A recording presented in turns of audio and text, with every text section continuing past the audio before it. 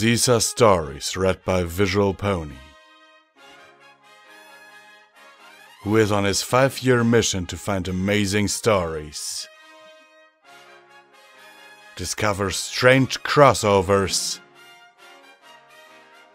and read tales that no one has read before.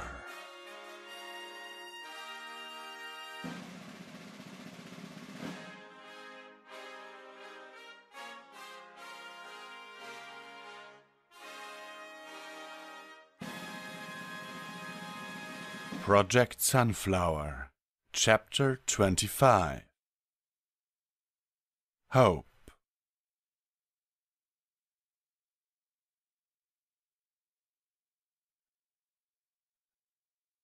The hallways of Canterlot Castle echoed with the clattering sound of hoofbeats as Twilight moved at a pace just shy of a trot, her friends trailing along behind her. She could practically feel the impatience bursting through her coat as she hurried towards Celestia's chambers. Though she would have preferred a private audience with the princess, this would be the first chance she'd had to see her teacher since a disastrous attempt to quell the tide. The guards let her pass this time, and Twilight's horn flared as she impatiently pushed the doors open. She burst into the room, looking eagerly around for the familiar sight of the princess, nearly desperate to reassure herself that she was actually alright. "Princess Celestia!" she said, spotting her lying on some cushions on the floor. Her heart swelled with joy and relief to see the princess awake and looking more or less normal. She trotted forward happily, her friends trailing behind her.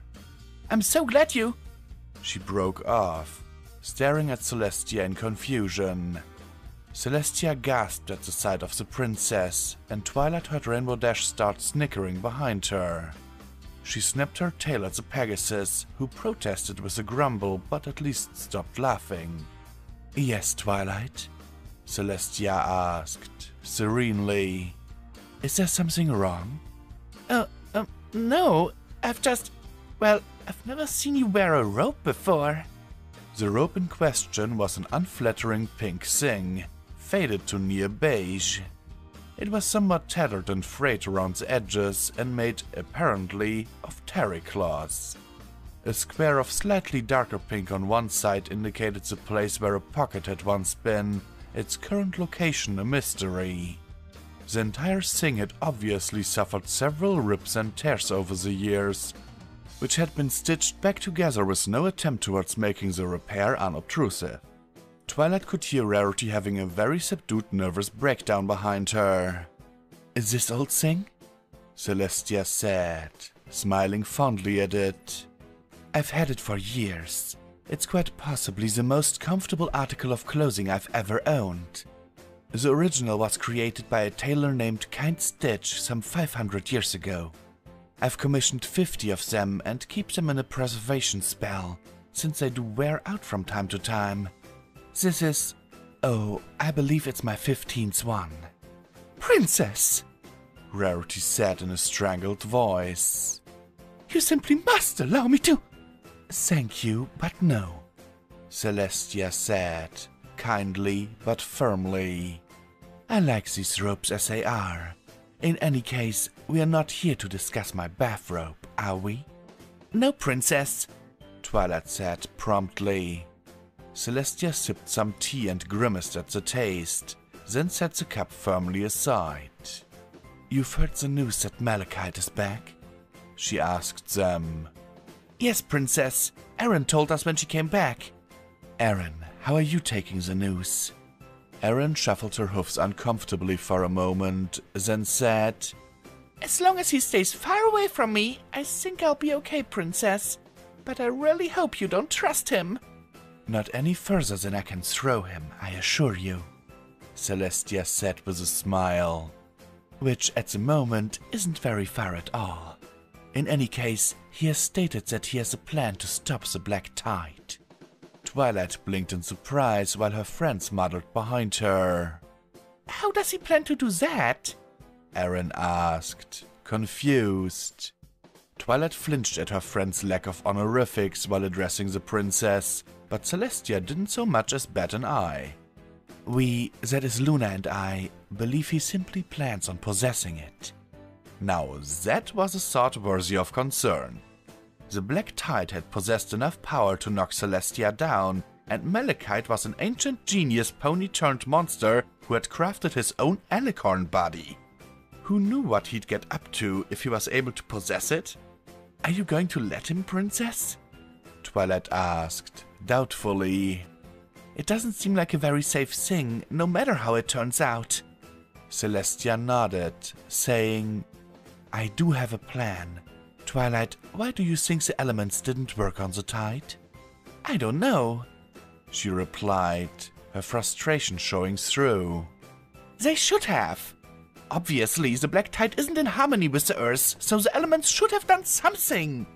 I believe I know why, Celestia said, smiling enigmatically. I'm hoping that you can figure it out.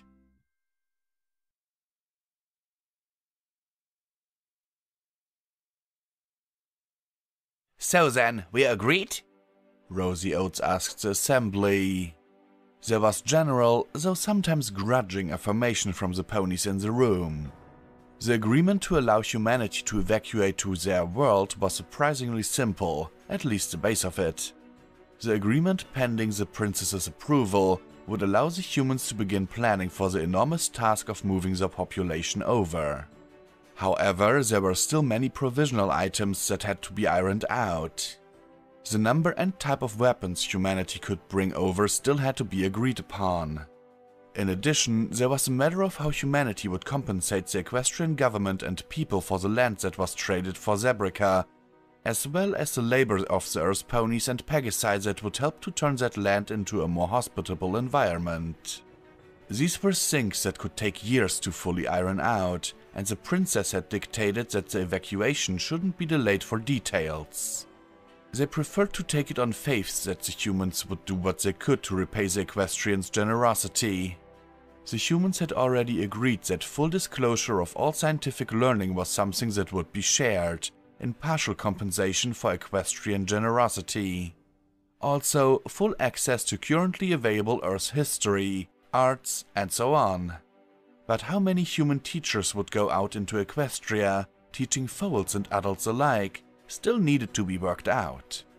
Another thing that was agreed on was that ponykind would have equal access both to the Ascent technology and to any worlds found by humanity via Project Harmonix. Granted, if a new homeworld was found for the humans, they'd be given the first chance at it. But ponykind would be allowed to make their own colonies and outposts on those worlds as well. How much land would be given to the ponies was something that yet another subcommittee was currently working on. Still, with the basics in place, humanity could finally start moving forward. Apparently, they'd already begun to plan the first city in Zenebra, a port city on the Eastern Ocean, tentatively named New Hope. Human surveyors and engineers had been brought out there via linked gates through Equestria and had already begun planning and designing the new capital city of humanity. A gateway, or more likely several, would be opened in various places in Zenebra directly from Earth, in order to allow humanity to bring over supplies, machinery, and personnel. The unicorns of the Arcanum were getting worried about the number of gateways being opened and the effects it would have on the Veil, so the Zenebra gates would only be kept open for short bursts of time, meaning that the humans would have to hurry in order to get large quantities of supplies through. All in all, it was an agreement that no pony or human was fully happy with, but which both accepted. Which meant, as far as Rosie Oates was concerned, that it was a very successful agreement indeed. In that case, the treaty is passed, pending the princess's approval, and we are adjourned for the day. Thank you, every pony, and have a good afternoon.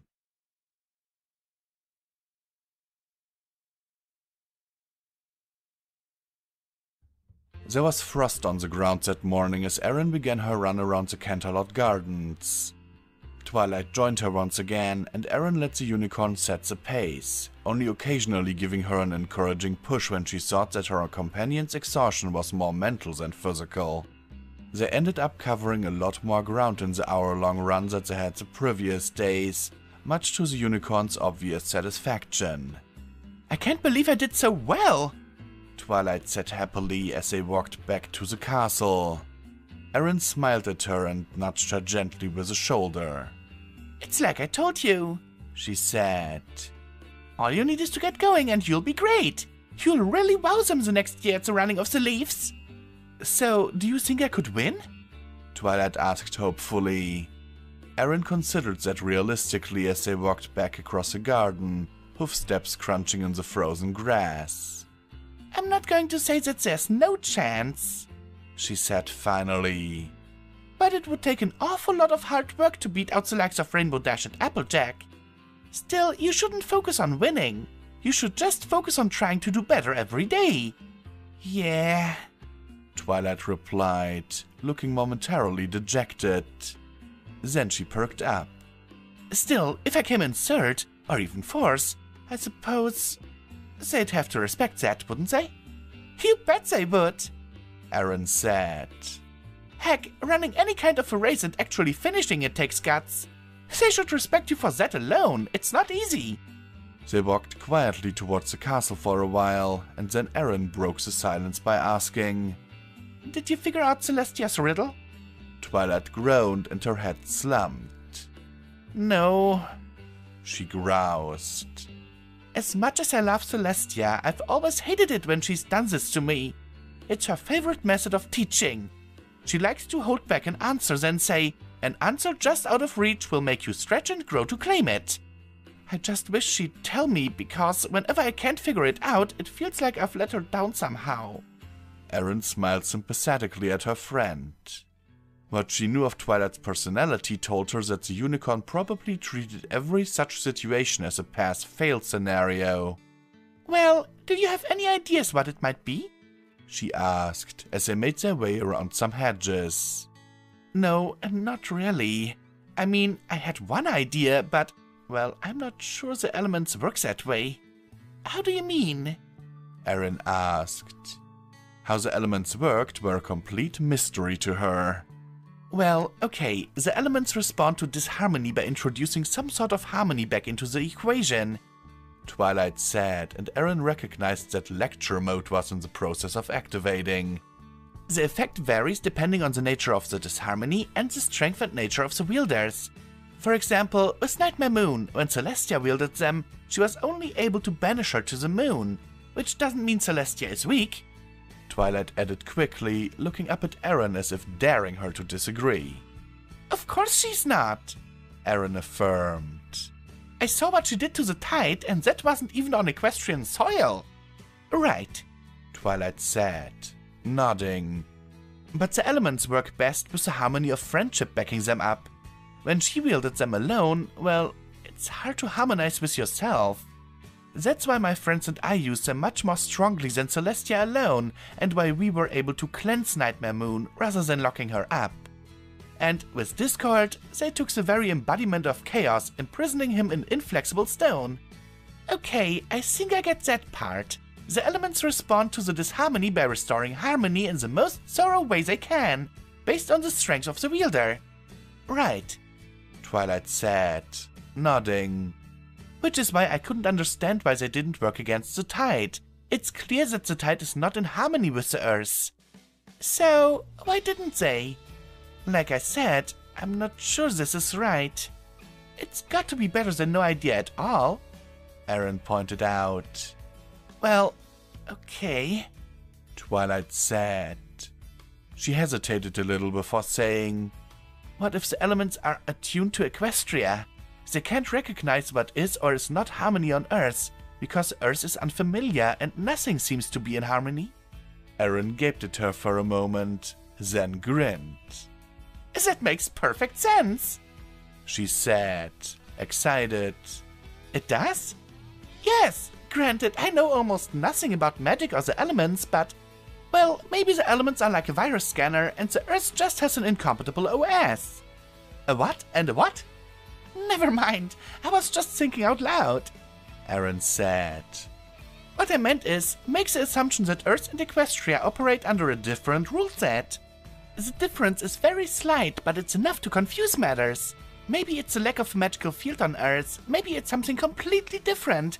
But still, if they're designed to recognize and restore harmony to Equestria, then it makes a lot of sense that they wouldn't work anywhere else.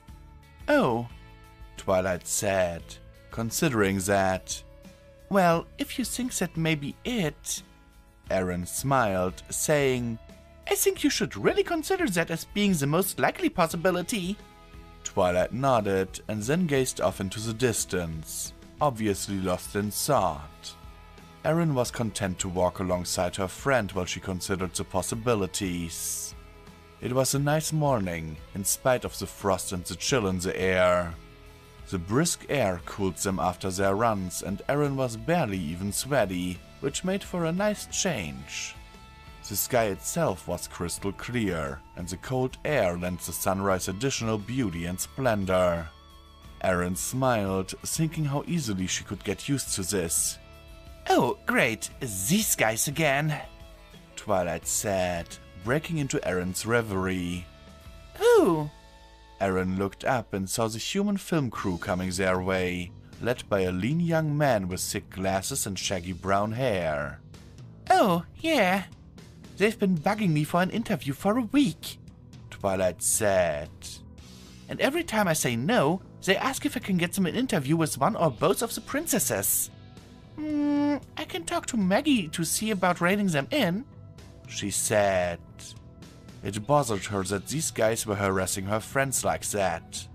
She knew they had a job to do, but still, they didn't have to be so pushy. Hi, the man in the lead said, holding a microphone. Though, why he had a handheld mic when there was a sound guy with a boom mic behind him, Aaron couldn't even guess. She was surprised to see that he was dressed in a blue t-shirt and jeans. Aaron would have thought that he'd be dressed nicer if he was going to be on camera. Could I just trouble you for a minute? Look, I'm very flattered, Twilight began. But as I told you last time... Sorry, I didn't mean you, the man said, turning towards the startled Aaron with a gleam in his brown eyes. You're the one they call Sunflower, right? Yes? Aaron said, startled. This was the first time the documentary crew had approached her. She eyed the camera warily. See, the thing is, and this is going to sound weird, but some of the ponies around here say that you're really a human. Any comment on that? Aaron felt the bottom drop out of her stomach. She said, backing away and trying desperately to think of something, anything to say. They say your real name is Aaron.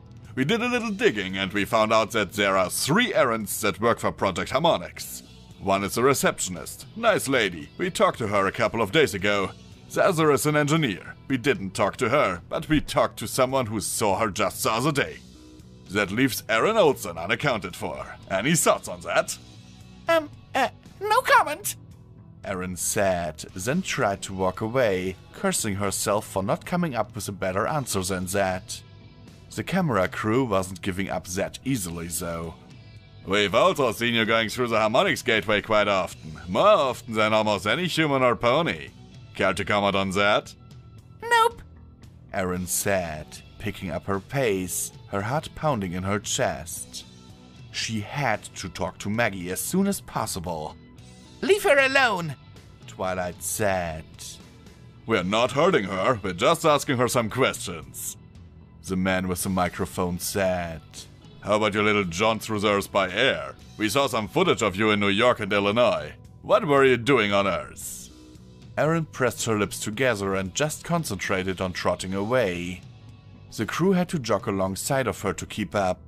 I said leave her alone, Twilight said, and there was a build-up of light, then a flash. Aaron staggered, surprised and disoriented.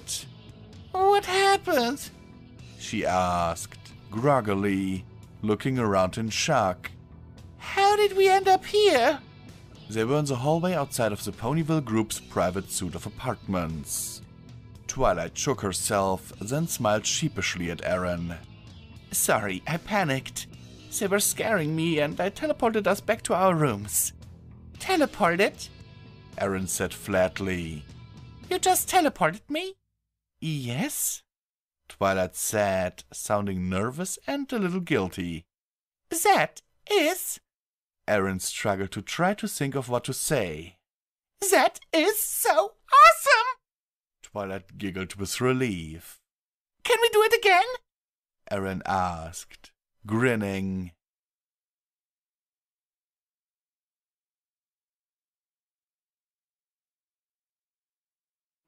Robert Thompson was certainly showing his age these days, Maggie thought. The man who was heading up to the International Committee on Human Survival looked older every time she saw him. When Maggie first met him, he was in his late 60s, but still a vital and active man. Now he looked very old, very tired, and completely overwhelmed. She really hated putting any more of a burden on him, but this was above her pay grade and outside her area of expertise. She said what again? He asked, rubbing the bridge of his nose between his thumb and forefinger. I believe it was no comment, Maggie said. That's what Twilight Sparkle said. Erin herself has been afraid to step outside of her room in Canterlot for fear of running into them again. Not the worst thing she could have said, I suppose. He said with a weary sigh. I knew it was a bad idea to outsource a film crew. Okay, I'll get our guys to tell them to back off.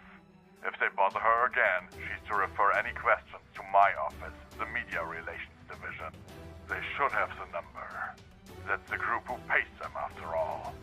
Yes, sir, she said. She wrestled with herself briefly, trying to decide whether or not to ask him a question that had been bothering her for a while now. She finally decided to just go for it. Sir, why don't we just go public with the scent? The old man smiled wearily. Go public with what exactly? He asked. We currently have a grand total of 1 Ascent lab, in need of some extremely expensive repairs. And we have 5 others being built with nobody trained to staff them yet. What's the point of dangling something like that in front of people, just to tell them they can't have it?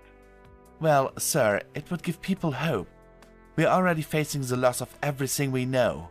Tell people that, when we go to Equestria, we can start working on making disease obsolete and crippling injuries a minor and temporary inconvenience. It might make the pill a little easier to swallow. That's true. And believe me, there's been plenty of discussion on this. The decision was that we'd hold off on any announcements until we had at least 3 of the 5 satellite ascent offices up and running, and the support staff trained. Since Dr. Fisher and his team are our only qualified trainers, that's going to take some time. Not to mention that the Canterlot Treaty states that we have to make building an ascent lab in one of the latter cities a priority as well. I understand, sir. Any problems with Malachite? The chairman asked. No, sir. He agreed to what basically amounts to house arrest. We've got him guarded and his quarters under video surveillance. Major Morris received the experimental weaponry earlier today. I hope we don't have to try them out. We will if we have to, Mr. Thompson said grimly. No, I mean, we don't even know if any of these will work. I don't much like the idea of finding out if he's vulnerable to microwaves or something while he's busy sucking out the life of some poor guy. Good point, Robert said, frowning. Well, there's all sorts of them. Maybe the sonic cannon will work, if the microwave doesn't. And there's always these damned lasers, I suppose. He's got to be vulnerable to something. Apparently, Celestia knows the spell that will wipe out those face sprites. Want me to ask if she can train up and lend us a couple unicorns to keep an eye on him? Good idea, but let's have the ambassadorial staff work on a proposal. Sooner is better than later, in case he goes rogue, Maggie pointed out. How about I have Aaron ask Twilight to ask the princess? It breaks diplomatic protocol, but I know the princesses are just as concerned about him as we are. The retired senator frowned. You're right, he said. Do it. The next chance you get. Can you get a hold of Aaron? She's on the Wi-Fi we have set up in Canterlot now. I can send her an email. When did that happen? Sir Douglas specified no internet access for ponies. I decided Erin deserved to be able to use her own tablet to check her email and the like. Maggie braced herself. She knew she'd overstepped her authority there. There was a pretty good chance she'd be locked in a room next to Paul Welchiak in a few minutes. Instead, Robert shrugged and said, Well, she's technically not a pony, so I guess it doesn't apply. Just let her know that all the things she's already shown her pony friends is strictly frowned upon, and to not get caught doing it, okay? I really don't want the embassy jumping on me over this. You got it, sir, Maggie said cheerfully. Robert Thompson smiled thinly at her, then signed off. Maggie took out her own tablet and started tapping out a quick email for Erin.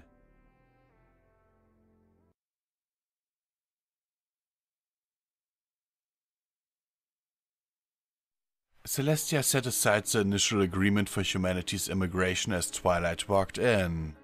As her student flinched once again at the sight of her bathrobe, the princess allowed herself a quiet chuckle, reflecting that the robe would be worth wearing just for that reaction, even if it weren't so incredibly comfortable. Twilight, welcome. It's always good to see you, my dear student. Thank you, princess, the unicorn said, smiling happily. I think I figured out why the elements didn't work on Earth. Was it because I didn't know what harmony was supposed to look like outside of our world? Very good, she said, and the unicorn beamed with joy. That's exactly it. Or rather, I believe that's why. I don't understand so, princess. How does that help us? If the elements can't be used on Earth... Twilight trailed off, confused. They can't be used against the tide, no. However, I believe that they can still be used against Malachite, should he choose to betray us. Oh, Twilight said, eyes lightening up. I would like to have you and your friends there when Malachite makes his attempt. I have to warn you, though, that there is a very good chance that he will recognize why you are there and take action against you. I understand, princess, Twilight said, hiding her fear behind her determination. Have no fear, Twilight. I will be there as well to protect you. Twilight looked doubtful, and Celestia felt a twinge of annoyance that she had to stop herself from voicing. She knew her student was just concerned about her welfare, even if Celestia was tired of every pony treating her as if she were made of crystal. I assure you I will be fine. I've nearly recovered my full strength after all, she said instead, and Twilight relaxed slightly. I'm glad to hear it, the unicorn said, sounding relieved. One moment, if you please, Celestia said, then lifted a quill and signed the top page of the document before her, writing her name elegantly next to her sister's more utilitarian script. She called in an attendant, instructing her to bring the signed documents back to Rosie Oates. Through it all, Twilight Sparkle waited patiently, not interrupting or questioning. That was the final approval needed for the initial agreement to begin allowing the humans to move to Zenebra, she said, by way of explanation. There are quite a few details to be worked out, but it was decided that it was better to not delay the migration. Oh, of course, Twilight said, nodding. Celestia regarded her student briefly, then came to a decision. There were mounds of paperwork awaiting her attention, and noble ponies who had been waiting to see her for over a week. Suddenly, all of that seemed to be completely unimportant. Twilight? Yes, princess? Would you do me a favor of staying here and having tea with me? It's been so very long since we've had a chance to catch up. I would like to take some time just to talk to you. Twilight's face was radiantly happy as she said, Of course, princess! Paperwork, meetings, and humans temporarily forgotten, Celestia and Twilight lost themselves in the simple joy of warm conversation, whiling away the afternoon.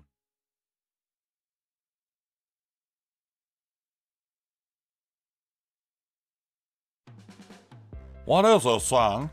Applejack asked as Aaron lugged the cardboard box into the common dining area shared by their apartments. This, Aaron said, placing the box down gently, is basically a giant version of my tablet. This way we don't have to keep wrestling over the little one. Oh my goodness! Pinky said, bouncing up excitedly. How do we use it, huh? How, how, how, how, how, how, how? Rainbow Dash snuck up behind her pink friend and clamped a hoof over her mouth. Can we watch sports and stuff on that? She asked. Like racing and stuff? I'm kind of curious about human sports. Sure, we'll get all the internet channels once we get set up, so we don't get any cable-only channels. What? Applejack looked lost. That is, never mind. Basically, we won't get everything we could get if we were hooked up on Earth, but we can get most of everything. Never mind all that! Pinky said impatiently, finally breaking free of Rainbow's hoof.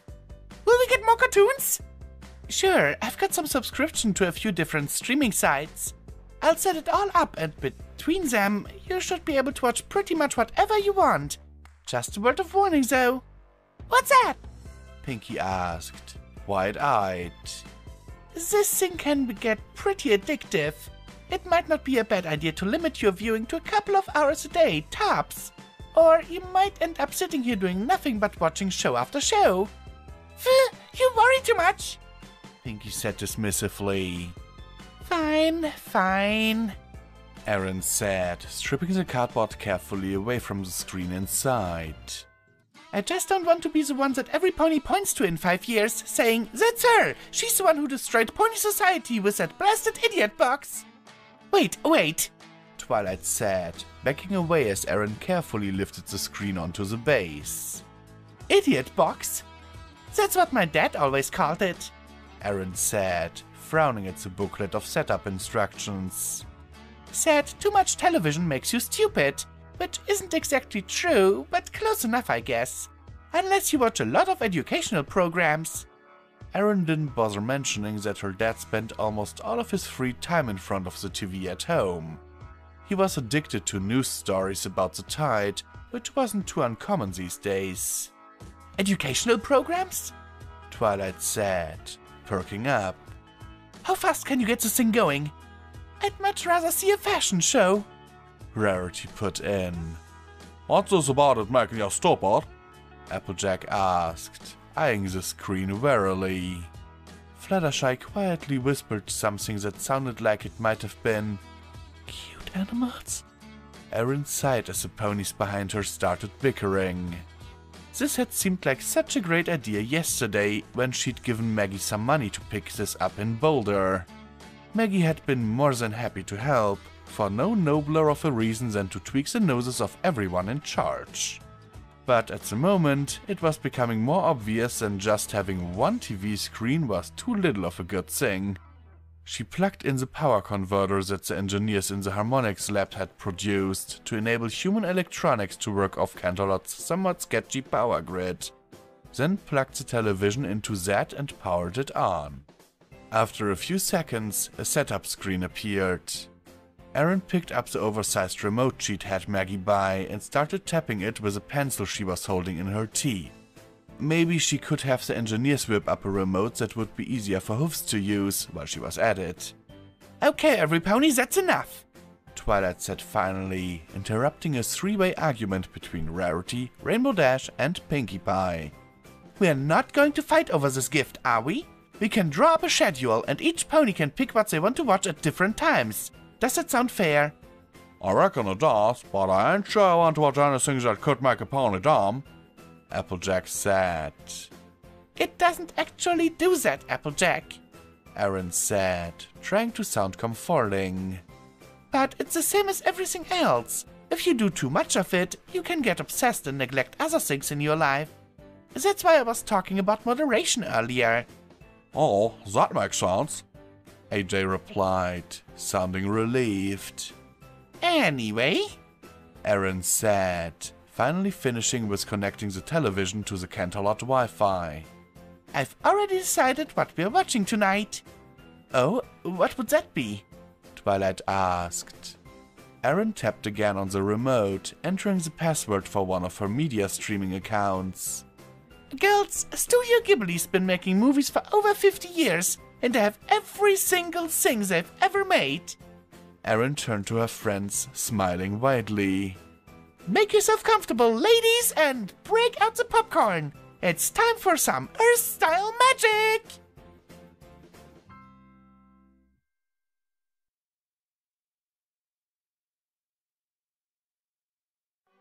Luna reacted to her announcement more or less exactly like Celestia had thought she would. Celestia, no, Luna said, aggrieved. You can't do this! They were in Luna's private sitting room, the one that had Granite Heart's magnificent clockwork sky. Celestia had all but forgotten it existed until Luna had discovered the room and made it her own. The master artiser had matched the clockwork sun to the real one, intending that the room could be used as both a receiving area and as a timepiece. The clockwork sun was now in the 12:15 position, and Celestia idly wondered if it were running a few minutes fast, or if she herself was currently running too slow. I've made my decision, Luna. I'll meet Malachite on the other side of the gate and observe while he attempts to subdue the tide. Luna remained stubborn, shaking her head and lashing once with her tail. You are weakened. If one of us must go, it should be me. Malachite was my student, Luna. I need to see this through. And besides, I'm further recovered than you might think. Then I shall go with you, Luna replied. You can't, Celestia said, sadly. Luna looked about to protest, but Celestia shook her head and continued. Should the worst happen, Equestria will need you. You need to stay. We can't both be risked. Nonsense, Luna said, snorting and pawing at the floor with her front hoof. Equestria can survive without either of us. It has before, and eventually it will again. However, I need you, Celestia.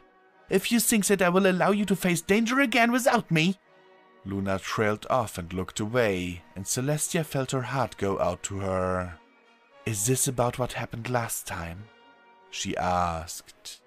In part, but mostly I believe it a foolish risk. You are too close to Malachite to judge him properly, or to act accordingly if he should need to be stopped. Celestia reared her head back, stung by the comment. He is my student, she said, anger rising in her voice. He is my responsibility. I will do whatever needs to be done. You are emotionally compromised, Luna pointed out, cutting her off. You know this as well as I do, sister.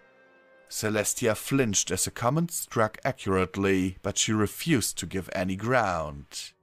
Nevertheless, it is my responsibility to see this through. I have to be there, for Malachite... And for Twilight Sparkle? Luna asked. Celestia hesitated before answering, and then bowed her head, nodding. I'm putting her and her friends in terrible danger. If Malachite can possess a tide and turns it against us, or if the tide itself should counterattack, I have to protect her and her friends. Even though it's unwise? Luna asked, harshly, flaring her wings slightly. Yes. Even though you put yourself at risk when Equestria needs you now more than ever? Yes.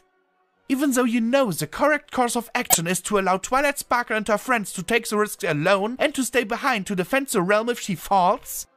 Are you really that selfish? Luna was shouting now.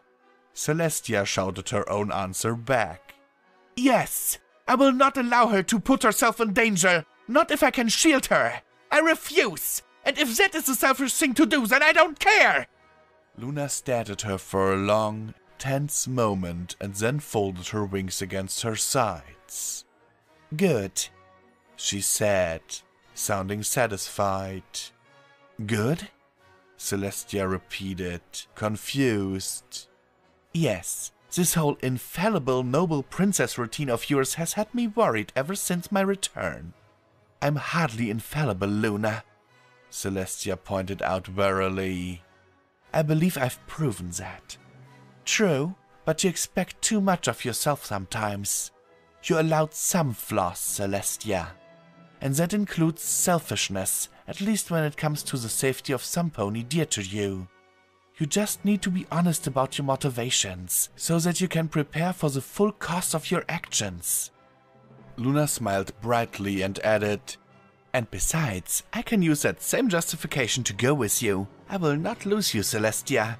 Not now, not ever. Celestia blinked in surprise and then sighed and nuzzled her sister.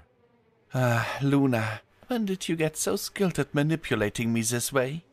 Celestia, Luna replied teasingly, nuzzling her in return. I learned from the best.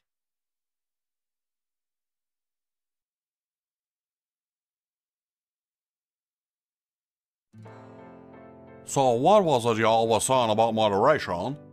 Applejack asked dryly as the latest movie wrapped up and every pony stood up to stretch.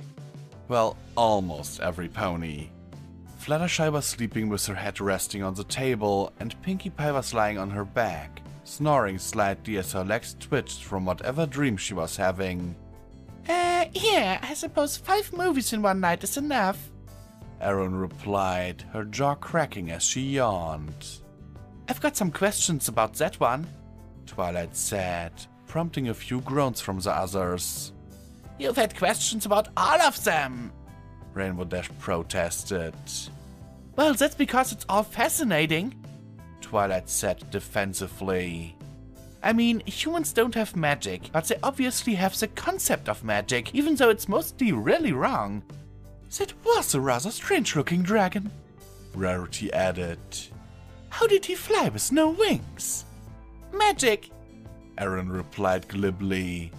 She grinned as Twilight flinched. This wasn't the first time Twilight had questioned humanity's version of magic that night. You can't do that, Twilight said, frustrated. You can't just say it's magic as if that explains anything. Magic doesn't work that way. Trust me, I know. Anyway, that's not what I was going to ask about. Oh, okay, Erin said, shutting down the TV. What did you want to know?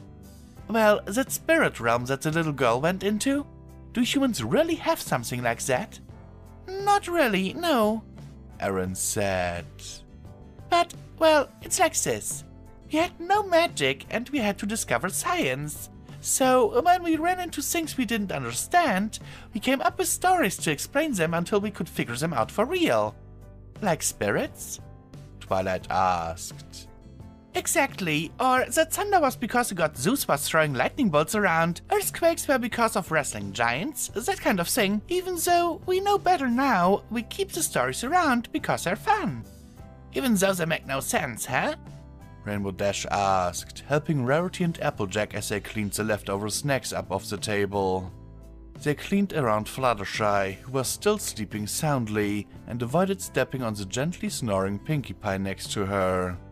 Erin smiled, realizing that the pink pony would be terribly disappointed that she'd missed the ending. Especially when it makes no sense, Erin replied, smiling. The more out there the stories are, the more fun they are.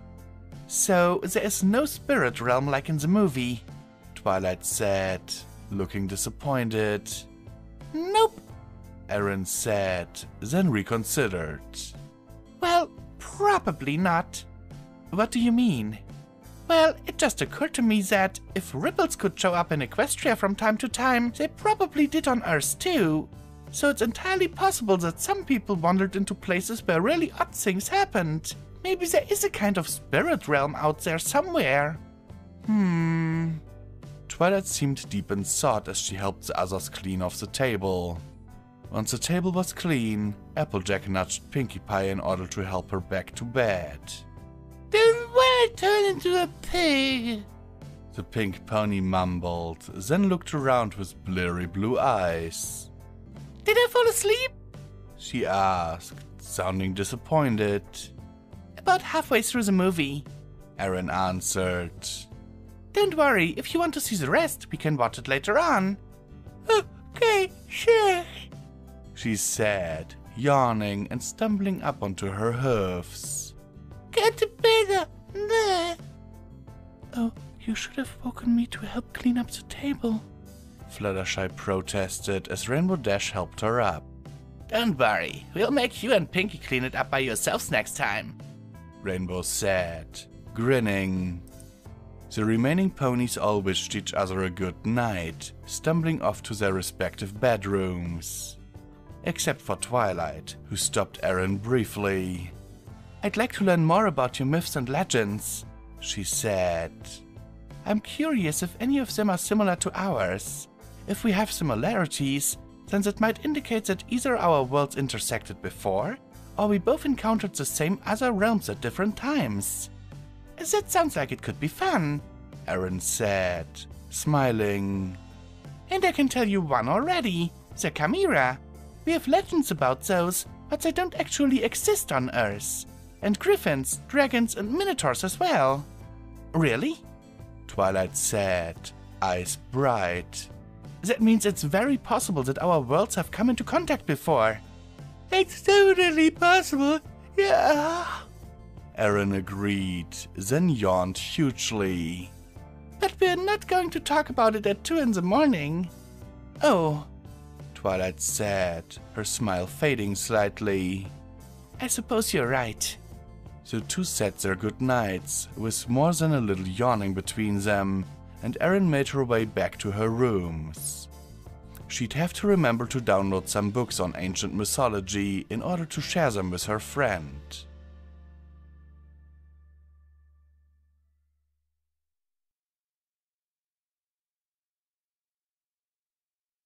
There was a knock before the door opened, and Malachite looked up from the book he was reading to see a uniformed human standing in the doorway. Recognizing Major Morris, he put his book aside and got up off the floor where he had been lying. He stretched both legs and his wings before acknowledging the Major, taking his time doing so, though the human rather spoiled his fun by not showing any signs of irritation at the delay.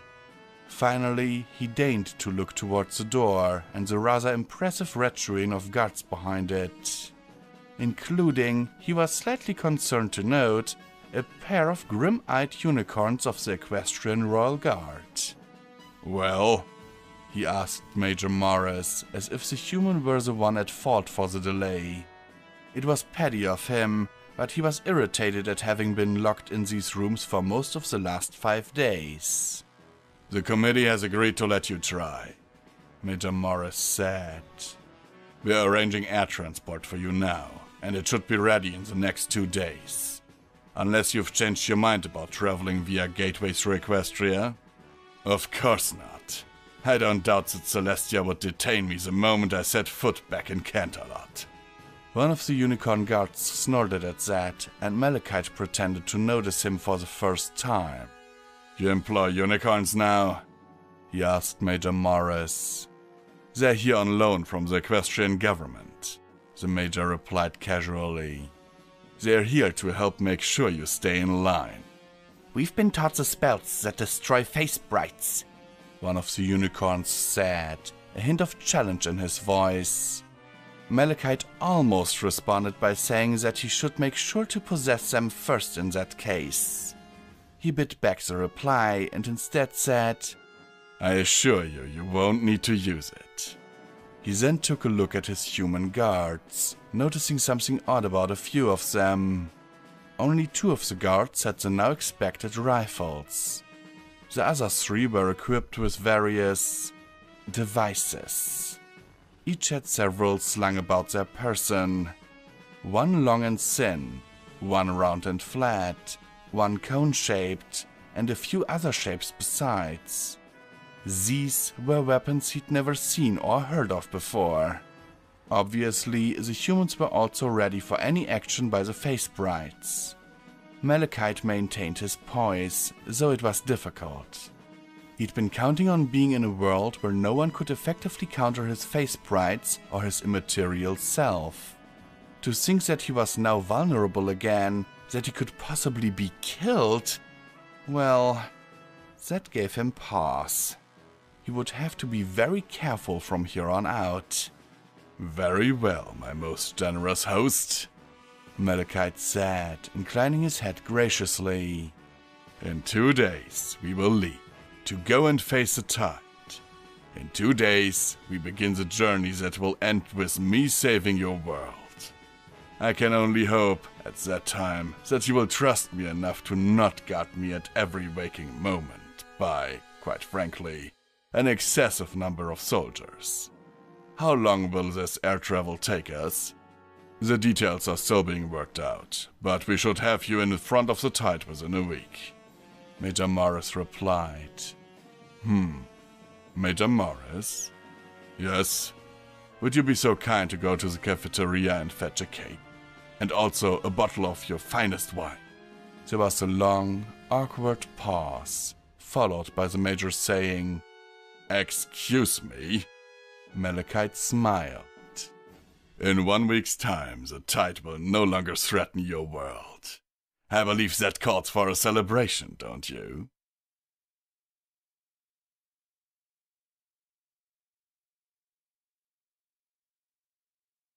Ponies. The woman on the news said. They're all over the news and they're all over the net. But what do we really know about them?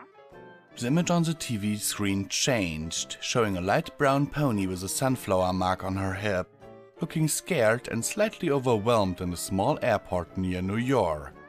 And why did this one travel so extensively through our world? The newswoman asked. So far, officials aren't saying anything other than an accident with a second harmonics site near the tide's border stranded her here briefly. All we really know is that her name is Sunflower. The shaky camera phone video displayed the owner chased the pony through the airport, along with a crowd of people also with their phones out. I'm sure you've seen the documentaries. The newswoman continued as the screen switched to a picture of a fairy tale castle, all white spires and domes. Various colorful ponies all walked around in the background. It's kind of freaky, the man said, then sipped his beer. On the television, the newswoman continued talking, unheeded.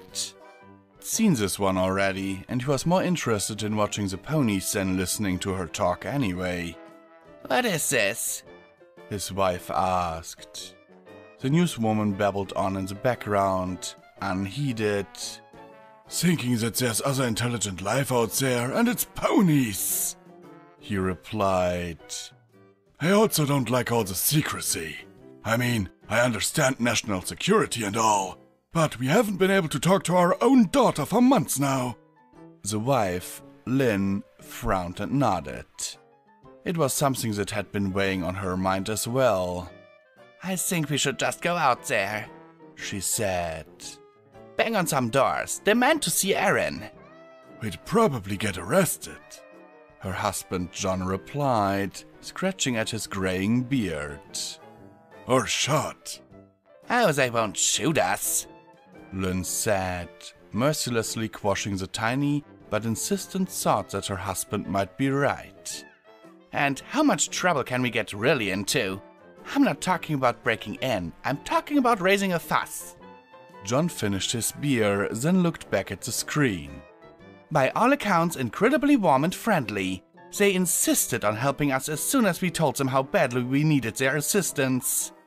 It seems to me, he said slowly, that if these ponies are so willing to help us, there really isn't much of a need for national security. And I think you're right. It would be worth getting arrested for just to know that Aaron is okay. Lynn smiled and got out of her chair, pulling her light brown hair back into a ponytail. I'll make some sandwiches and snacks, if you want to get the cooler out of the garage and clean it, she said. We can't be packed and on the road in less than 2 hours.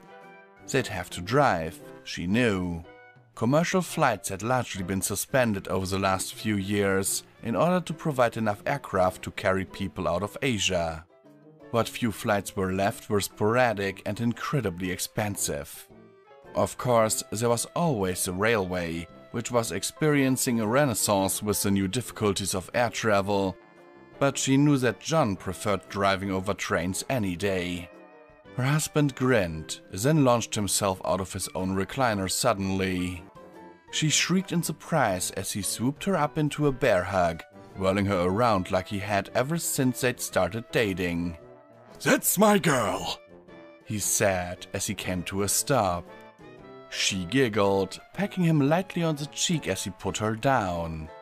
Decision made, husband and wife split up, each preparing in their own way for the long drive out to Colorado.